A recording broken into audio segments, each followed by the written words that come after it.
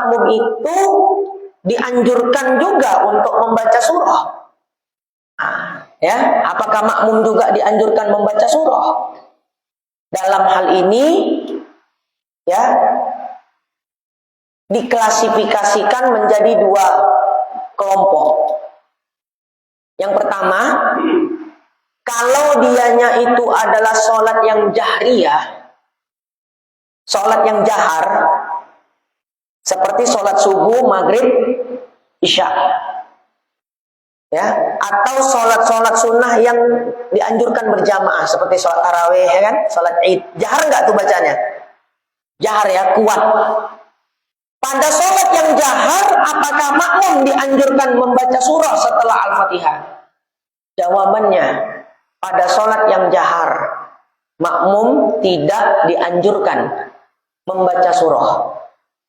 Makmum pada sholat yang jahar tidak dianjurkan membaca surah. Jadi makmum cukup baca Fatihah aja. Ingat, ini sholat yang jahriyah, sholat yang jahar. Konsentrasi. Ya, nanti bisa salah fokus nanti. Nggak, jadi asal sholat berjamaah nggak baca surah dia semuanya. Ya, padahal dikelompokkan menjadi dua. Kalau jenis sholatnya adalah sholat yang jahriyah, seperti subuh, maghrib, isya, si makmum tidak dianjurkan membaca surah. Jadi setelah dia membaca Al-Fatihah, dia nggak usah baca surah. Jadi ngapain dia start? Fokus, dengerin bacaannya imam, bacaan surahnya imam. Nah, di dalam Al-Quran kan ada disebutkan, Allah berfirman, apabila dibacakan Al-Quran, fastami'u lahu la'allakum turhamun. Dengarkanlah, fastami'u lahu, dengarkanlah, la'allakum turhamun, agar kalian mendapatkan rahmat. Makanya pada sholat jahriyah, sholat yang jahar, makmum nggak dianjurkan baca surah. Jadi begitu kita selesai baca Fatihah, Bapak Ibu amin, udah kita simak bacaan surahnya imam. Ya, walaupun kita sendiri nggak hafal apa dibaca imam ini, dengarkan aja. Fastami'u lahu la'allakum turhamun. Dengarkan bacaan itu, bacaan Al-Quran. Apabila dibaca Al-Quran, fastami'u lahu, dengarkan, la'allakum turhamun, agar kamu mendapat rahmat. Sama halnya ketika ada orang membaca Al-Quran, kita jangan ngobrol, jangan asik nyumbu, matikan dulu tuh sumbunya. Ya, saya nggak ngaramkan rokok yo, saya tak haramkan rokok, jangan salah persepsi. Cuma waktu orang baca Quran, awak ada di situ, fastami'u lahu, apa? Dengarkan, la'allakum turhamun. Ya, disebutkan di dalam kitab At-Tibyan fi Adabi Hamalatil Quran yang disusun oleh Al-Imam Muhyiddin Abi Zakaria Yahya bin Syaraf An-Nawawi Ad-Dimashqi Asy-Syafi'i rahimahullah, atau yang lebih populer dengan nama Imam Nawawi. Apa kata beliau? Di dalam mazhab kita Syafi'i, kalau ada orang baca Quran, sunnah mendengarnya. Jangan bersuara-bersuara kita. Termasuk ya, jawab-jawab Allah, makruh itu. Qori baca Quran tuh. A'udzu billahi minasy syaithanir rajim. Allah gitu. Ya. Bismillahirrahmanirrahim. Allah. Kan banyak tuh kan? Makruh. Yas'alunaka 'anil anfal. Allah. Kok makruh Ustaz? Aku tengok di YouTube, ya, kori-kori luar itu kalau di Pakistan ribut orang itu bakal. Orang itu mazhabnya Hanafi. Kalau di Pakistan, India ya, pernah lihat di YouTube, ya. Apalagi kalau udah kena lagu nahwan yang tinggi, Allahu Akbar katanya kan. Orang-orang India tuh, Pakistan. Awak ini Mazhab awak Syafi'i, orang itu mazhabnya apa? Hanafi, ya beda, makruh. Jadi nanti kalau ada PHBI, peringatan hari besar Islam, Isra Mi'raj, Maulid Nabi, apa aja biasa yang diperingati di sini? Muharram ya? Diperingati nggak Muharram? Nah, qori baca Quran, yang lagi ngobrol berhenti sebentar. Yang lagi ngerokok, matiin dulu rokoknya. Simak, dengerin baik-baik. Supaya la'alakum turhamun, supaya kita dapat rahmat. Jadi dulu ada ulama Al-Quran, Al-Quran ya, di Medan. Siapa namanya tuh yang di Sungai Mati itu? Brigjen Katamso. Beliau belajar di Mekah kalau saya nggak salah. Allahumma sholli ala sayyidina Muhammad. Nah, lupa saya namanya. Itu kalau beliau diundang orang baca Quran, begitu memulai membaca ta'awuz, a'udzu billahi minasyaitonir rajim. Nah, ditengoknya dulu penonton tuh. Kalau masih ada yang bercakap-cakap, ditinggalkannya majelis itu. Pulang dia. Itu betul-betul ulama Al-Quran dia. Yang betul-betul qori. Ya, menjaga hukum. Ya. Ya. Kalaupun nggak pulang, diam aja dia. Ya. Kalau sampai 5 menit orang-orang tuh masih ngobrol, 5 menit tuh nggak dia diam. Oh, ini nggak panitia tuh. Mending lah. Nah, udah diam semuanya, ya baru disambungnya lagi. Bismillahirrahmanirrahim. Ya, udah tak ada yang berani bercakap lagi. Ya, siapa namanya itu saya lupa. Syekh Ajra'i. Pernah tahu? Pernah dengar? Ya, yang dulu belajar ke Mekah, belajar ngajinya kepada Syekh Khotib Al-Minangkabawi. Syekh Khotib Al-Minangkabawi itu ulama Al-Quran. Satu-satunya orang Indonesia yang pernah ditunjuk jadi imam di Masjidil Haram. Imam tetap. Ya, bukan di Masjid Al-Hikmah. Di mana? Masjidil Haram. Jadi kalau ada yang bilang orang Indonesia nggak pernah jadi imam di Masjidil Haram, berarti dia nggak baca sejarah. Ya, Syekh Khotib Al-Minangkabawi.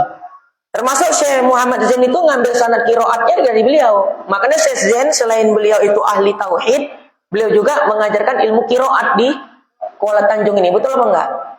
Saya perhatikan ya, bapak-bapak di Kuala Tanjung ini bacaan Al-Qur'annya bagus-bagus sekali.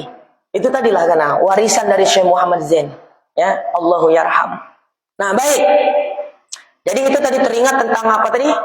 Ketika sholatnya jahar, subuh, maghrib, isya, seorang makmum setelah membaca Al-Fatihah disunahkan diam untuk menyimak bacaan surahnya imam. Jadi dia nggak usah baca surah, makmum tadi.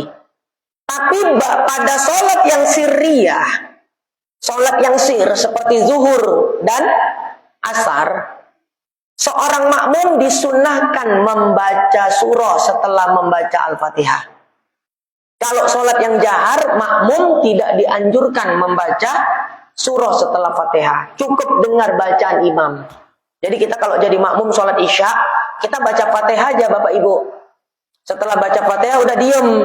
Ngapain diem? Bukan melamun, nyimak bacaannya imam. Ya. Makanya itu selalu saya sampaikan, imam-imam ini walaupun Anda hafiz Al-Quran, ya, walaupun Anda hafiz Al-Quran, kalau baca surah itu pilihlah surah-surah yang masyhur, yang populer di kalangan masyarakat. Upayakan untuk tidak membaca surah-surah yang tidak populer di kalangan masyarakat.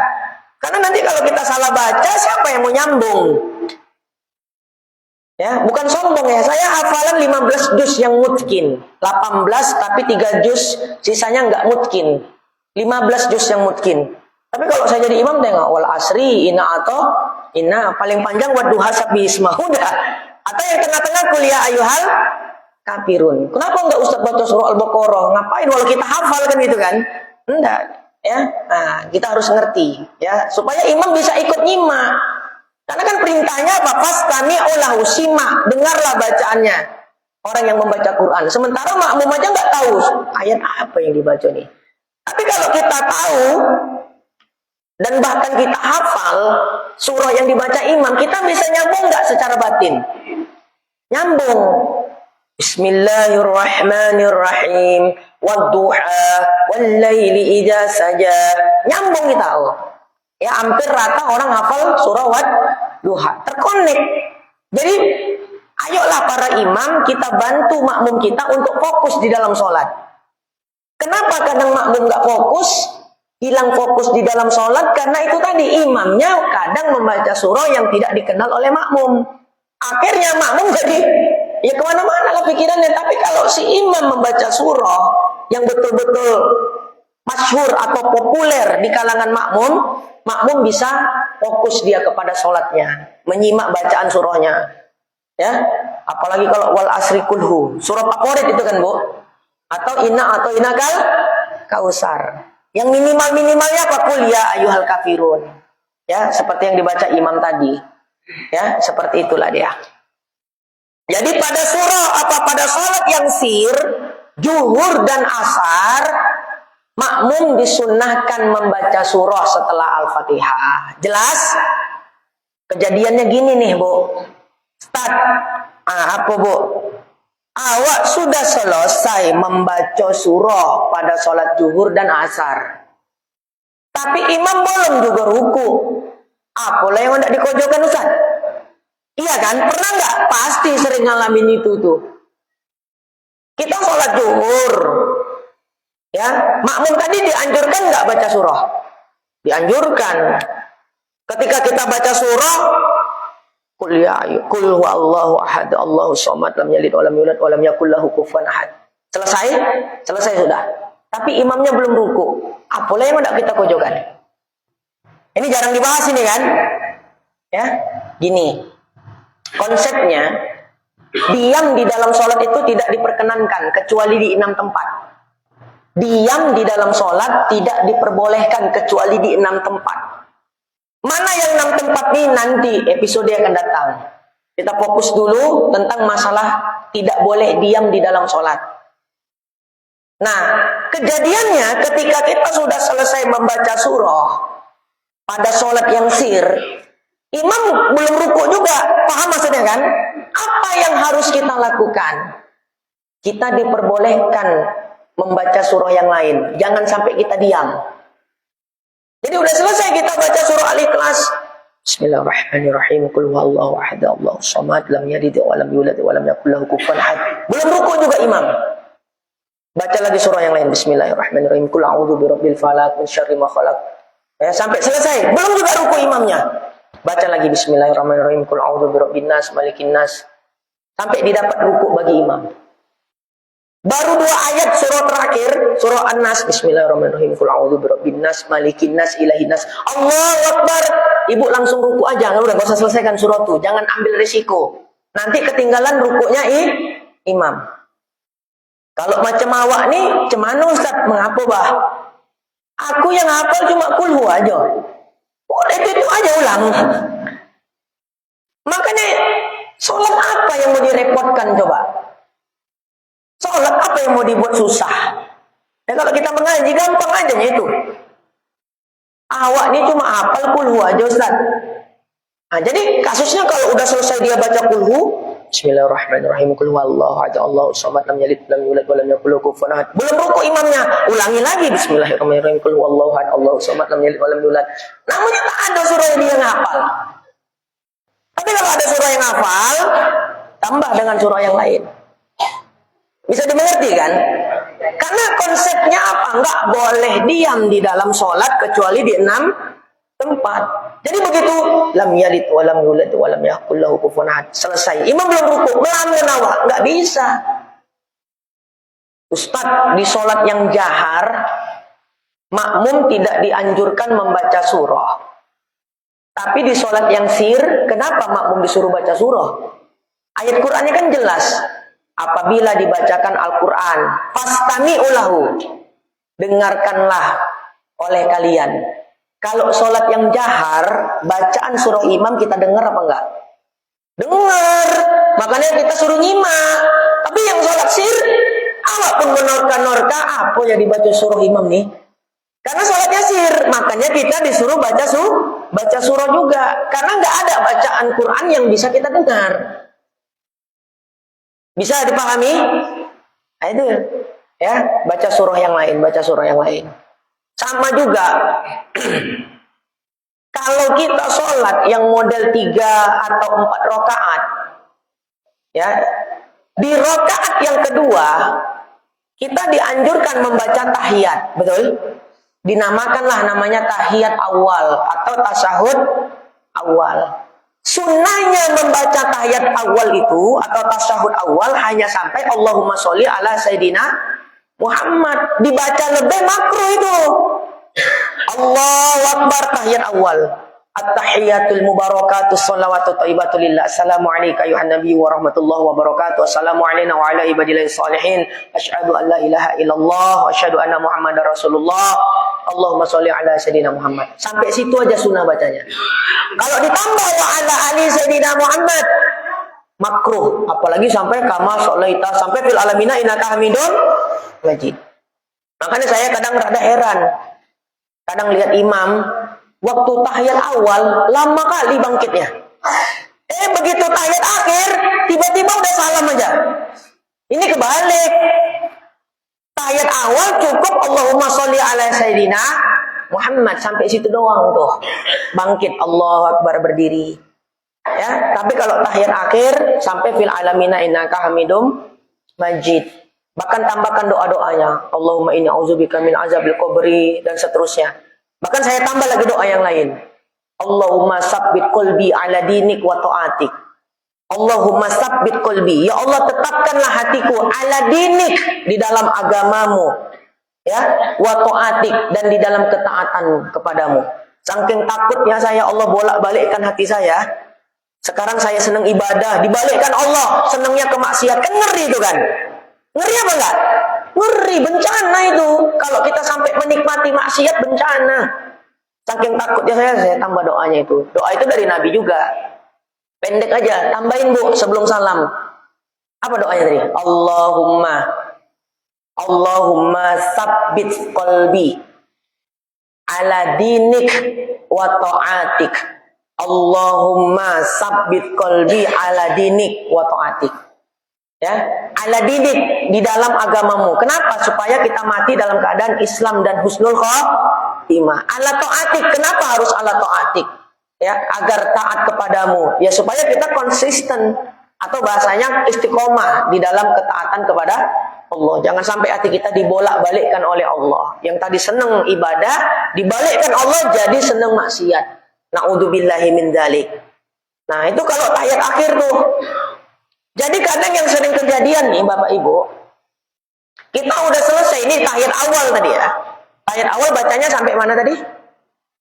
Asyhadu an la ilaha illallah wa asyhadu anna Muhammadar Rasulullah. Allahumma sholli ala Sayyidina Muhammad. Bangkit. Sampai situ aja sunahnya. Ditambah lebih dari itu makruh. Jelas ya? Nah, jadi kita udah sampai bacaan tuh. Allahumma sholli ala Sayyidina Muhammad. Tapi imamnya nggak bangkit juga. Kan nggak mungkin kita diam. Tadi kan konsepnya apa? Tidak boleh diam di dalam sholat. Kecuali di 6 tempat. Apa yang kita tambahkan bacaannya? Menambah sampai wa ala ali sayyidina Muhammad kan makruh. Tambah dengan zikir.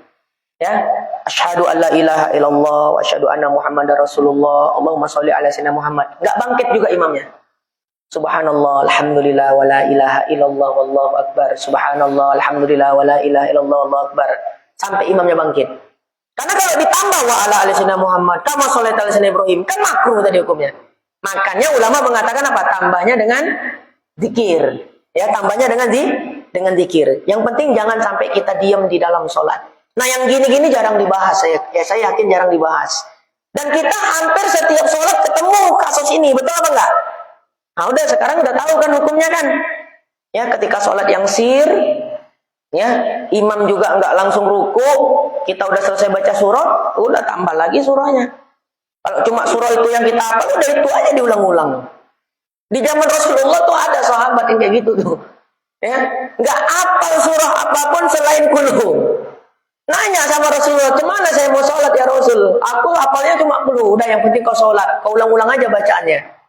Ya udah kan Rasulullah nggak repot orangnya. Simple. Kadang kita aja yang buat repot. Makanya ustadz-ustadz itu, ulama-ulama itu, orang alim harus memudahkan orang awam untuk beramal. Jangan sebaliknya, menjadikan orang awam jadi berat beramal. Enggak. Untuk diri kita pribadi, pakai pendapat yang kuat-kuat, muktamad, cocok. Tapi untuk orang-orang awam, masyarakat umum, pakai pendapat yang mudah mereka untuk mengamalkannya. Ya kalau kita enggak kebalik. Untuk orang, kita kasih pendapat yang kuat. Giliran untuk diri sendiri, kenapa Ustaz begitu? Aku pakai pendapat yang kedua. Tapi pendapat yang doib itu Ustaz. Kan gitu kan? Tak apa-apalah, kan boleh. Contoh kasus. Ustaz boleh nggak zakat mal diberikan kepada ustaz-ustaz guru-guru? Pendapat yang kuat tak boleh. 4 mazhab.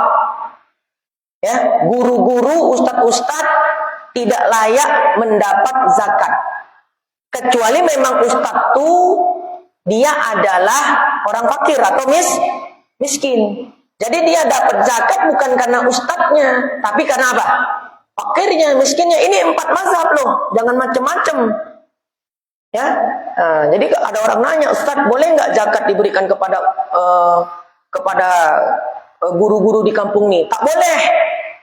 Dia bilang orang nggak boleh. Tapi ada orang ngantar zakat mal sama dia, 1 juta 2 juta, diterimanya juga untuk dia. Ustaz kok nerima zakat? Oh, dan pakai pendapat kedua, bah.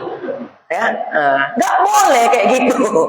Untuk orang awam kita utamakan yang mudah untuk mengamalkannya. Untuk diri sendiri pakai yang kuat. Itu untuk mengekang hawa nafsu. Tapi memang ya zakat itu nggak boleh untuk mualim, mualimah, guru-guru ngaji, kecuali memang dia fakir. Ya, jadi jangan marah-marah ya. Mana tahu di sini ada ustadz yang biasa nerima zakat. Ya, jangan marah sama saya. Ini saya sampaikan hukum. Ya, kalau ustadz kebetulan memang fakir, memang layak, nggak apa-apa diberikan zakat. Dia dapat zakat bukan karena keustatannya, tapi karena apa? Kefakirannya. 4 mazhab. Udah jam apa belum? Udah jam 9:30 soalnya Ustaz.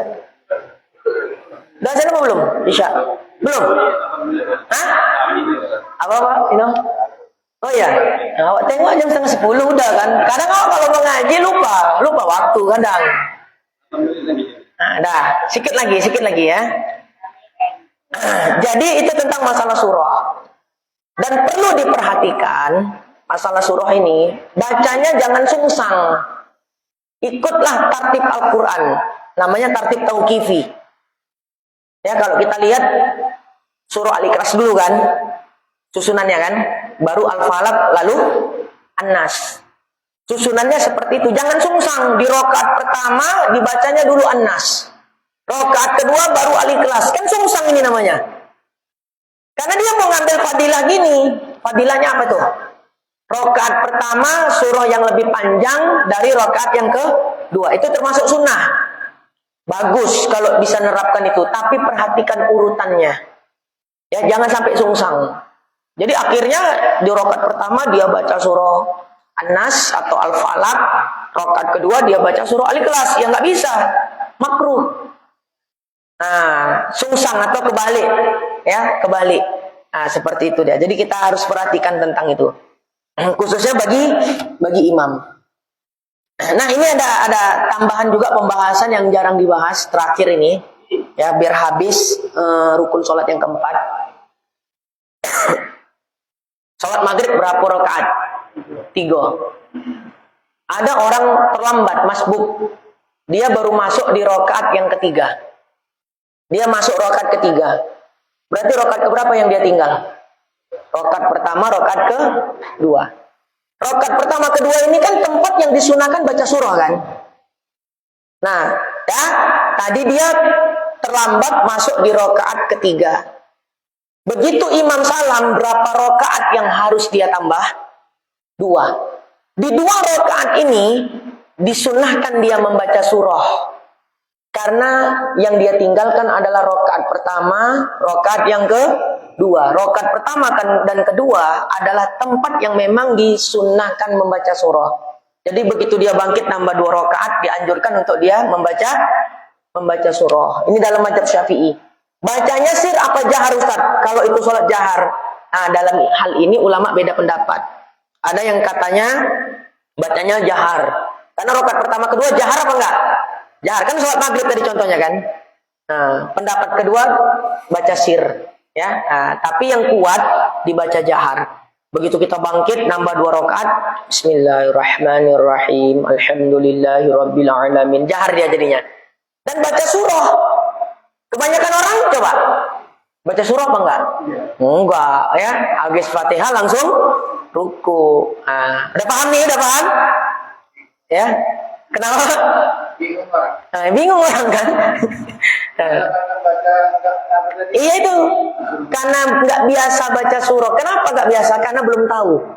Padahal secara hukum tetap dianjurkan dia baca surah, karena kebetulan yang tertinggal kan rakaat pertama, rakaat kedua, yang itu memang pengganti, ya Pak, memang itu dianjurkan membaca surah di dalamnya. Nah, jadi karena kita udah tahu, ya udah kita aja yang amalkan dulu. Ya kan, bacanya sir aja kalau saran saya, nanti jadi fitnah. Ah itu tadi, nanti jadi fitnah sama orang. Ya, saran